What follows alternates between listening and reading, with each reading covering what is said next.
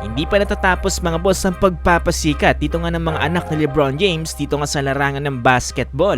Dahil matapos nga mag-viral mga boss itong ginawang poster dunk dito nga ni Bronny James sa NBA G League. Ito nga sa naging laban ng South Bay Lakers kontra nga dito sa Rip City Remix. Itong kanyang nakakabatang kapatid naman mga boss na si Bryce James ay nagpasiklab din mga boss ito nga sa naging laban niya sa Sierra Canyon dito nga kontra sa St. Francis. Suportado yan mga boss dito nga ni LeBron James at ni Bronny James. Ano nga ba mga boss na nangyari sa game na to? Tara't pag-usapan natin yan.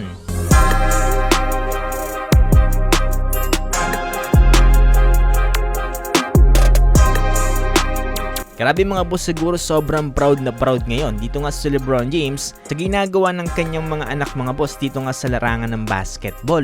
Dahil sa ngayon mga boss ay unti-unti na nga nagbubunga yung mga ginagawa niya para sa kanyang pamilya. Ang mas matindi niya mga boss ay talaga nagpapasiklab na ang kanyang mga anak dito nga sa NBA G League at dito nga sa high school career dito ng kanyang mga anak.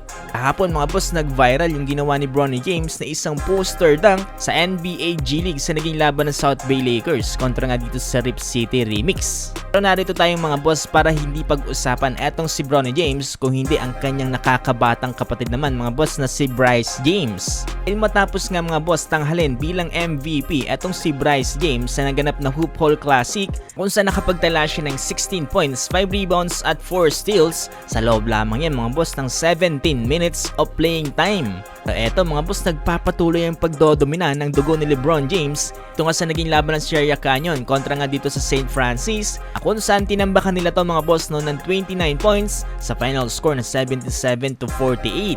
Pansin din dito sa video na to mga boss no na nandito si LeBron James at ang kanyang kapatid na si Bronny James para nga suportahan etong si Bryce James. Talagang solid mga boss no ang suporta ng isa't isa dito nga ng James family. Kasi sa research mga boss etong si Bryce James ay nakapagtala daw sa game na to ng 13 points. Sabi nga ng iba mga boss na itong ginawang block dito ni Bryce James parang yung iconic block nga daw mga boss na ginawa ni LeBron James dito nga kay Andre Iguodala. Block by James nga daw mga boss no. Tara panoorin natin ang highlights dito nga ni Bryce James.